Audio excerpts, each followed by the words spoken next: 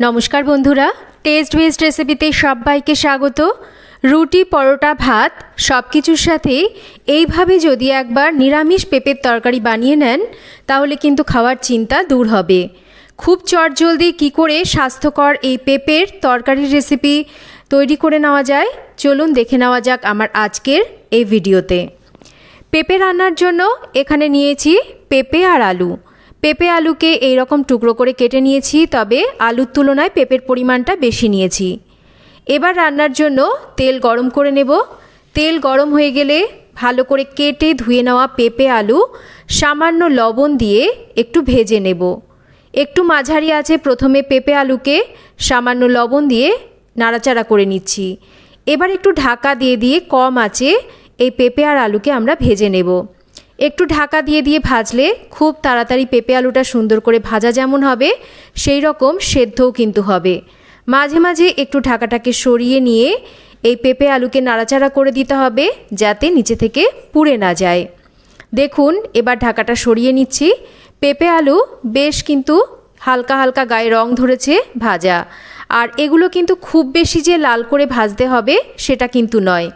Just এই রকম পেঁপে আলুকে গায়ে সোনালি রং ধরবে এই অবধি কিন্তু আমরা ভাজবো।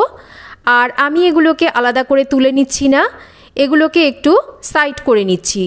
মাঝখানে এই তেলের মধ্যেই ফোড়ন দিচ্ছি। সামান্য করে একটু গোটা জিরে, দুটো ছোট এলাচ, একটা তেজপাতা, আর তার সাথেই দিচ্ছি বেশ খানিকটা হিং। যেহেতু নিরামিষ রান্না করছি তাই এই সমস্ত রান্নায় যদি একটু হিং দেওয়া হয় তাহলে রান্নার সুগন্ধর সাথে সাথে স্বাদটাও কিন্তু অনেক অংশে বেড়ে যায়। এবার এই ফোড়নের সাথে হিংটাকেও একটু ভেজে নেব, তবে যাতে হিংটা পুড়ে না যায় তার জন্য ফোড়নটা ভাজা হলে সামান্য করে একটু জল সঙ্গে সঙ্গে দিতে হবে। এবার পরিমাণ মতন হলুদ, তার সাথেই স্বাদ মতন বাদবাকি লবণ, ঝালের জন্য একটু লঙ্কার গুঁড়ো দিয়ে দিচ্ছি।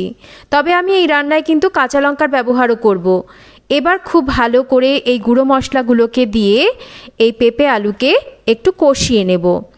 একটু মাঝারি করে কষিয়ে নেওয়ার পর এখানে দেখুন আমি সয়াবিন আগে থেকে সেদ্ধ করে নিয়েছিলাম। তবে সয়াবিন সেদ্ধর সময় কিন্তু অবশ্যই একটু লবণ দিয়ে সয়াবিনটাকে যদি আমরা সেদ্ধ করি তবে কিন্তু সয়াবিনের স্বাদটা ভালো হয়। মানে সয়াবিনের মধ্যে লবণটাও ঢোকে আর সয়াবিনটাও বেশ সফট হয়, রান্না করলে খেতে ভালো লাগে। এবার এই পেঁপে আলুর সাথে সেদ্ধ সয়াবিনটাকে দিয়েও একটু ভালো করে ভেজে নিচ্ছি যাতে করে সয়াবিনের কাঁচা গন্ধটা চলে যায়। আমি একটা মশলা বানিয়ে নিয়েছি। এখানে রয়েছে একটু আদা, কয়েকটা কাঁচা লঙ্কা, অল্প করে একটু টমেটো আর তার সাথে একটু জিরে। এই সমস্ত মশলাকে কিন্তু আমি একসাথে বেটে নিয়েছি। এই মশলা বাটাটাকে দিচ্ছি আর মিক্সিং জারটাকে ধুয়ে সামান্য করে জল দিচ্ছি। খুব ভালো করে এই মশলাটাকে আমাদের এবার কষিয়ে নিতে হবে। মশলা মোটামুটি ভালো করে কষিয়ে যদি আমরা না নিই তাহলে কিন্তু রান্নার স্বাদ খুব একটা ভালো আসে না। মশলা মোটামুটি কষানো হলে এবার একটু ঢাকা দিয়ে দিয়ে মশলাটাকে আমি ভালো করে কষিয়ে নিয়েছি। দেখতেই পাচ্ছেন মশলাটা সুন্দরভাবে কষে গেছে। আর এই মশলার মধ্যে কিন্তু একটুও জলজলে ভাব নেই, যেহেতু আমি বেশ একটু কম তেলে রান্নাটা করছি তাই হয়তো আপনারা এখানে তেলটা উপরে ভাজতে দেখতে পাচ্ছেন না। তবে আপনারা অবশ্যই নিজেদের পছন্দ মতন এখানে তেলের পরিমাণটা বাড়িয়ে নিতে পারেন। এবার এর মধ্যে দিয়ে দেব পরিমাণ মতন জল। যেহেতু পেঁপে আলু আর একটু সেদ্ধ হবে সেই হিসাবেই জলটাকে দিচ্ছি, তবে খুব বেশি ঝোল কিন্তু আমি রাখবো না। একই সাথে স্বাদ মতন মিষ্টি আর গরম মশলা গুঁড়ো দিয়ে দেব। সমস্ত কিছুকে ভালো করে নাড়াচাড়া করে মিশিয়ে নেওয়ার পর এবার ঝোলটা ফুটতে শুরু করলে আমরা ঢাকা দিয়ে এটাকে রান্না করব।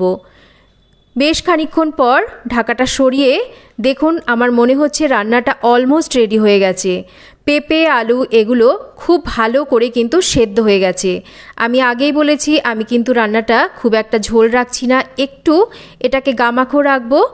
আর এটা কিন্তু আমি রুটি পরোটার সাথে সার্ভ করব। খেতে কিন্তু রেসিপিটা রুটি পরোটা বলুন বা ভাত সব কিছুর সাথেই দুর্দান্ত স্বাদের হয় আর ভীষণই স্বাস্থ্যকর একটা প্রোটিন সমৃদ্ধ এই রেসিপি। চটজলদি তৈরিও করে নেওয়া যায় আর খাওয়াও স্বাস্থ্যের পক্ষে খুবই ভালো। যে কোনো নিরামিষ দিনে বা সকালের জলখাবারে বা রাত্রের ডিনারে, দুপুরের খাবার পাতে আপনারা রেসিপিটা অবশ্যই রাখতে পারেন। কেমন লাগলো আজকের এই পেঁপের রেসিপি একটা কমেন্ট করে জানাবেন। রেসিপি ভালো লাগলে একটা লাইক করবেন, রেসিপিটা শেয়ার করবেন। আর যদি চ্যানেল সাবস্ক্রাইব করা না থাকে তাহলে চ্যানেলটাকে অবশ্যই সাবস্ক্রাইব করবেন। সবাই ভালো থাকবেন। আশা করছি আজকের এই পেঁপের রেসিপি আপনাদের সবার খুব ভালো লাগবে। আবার ফিরে আসবো নতুন কোনো রেসিপি নিয়ে।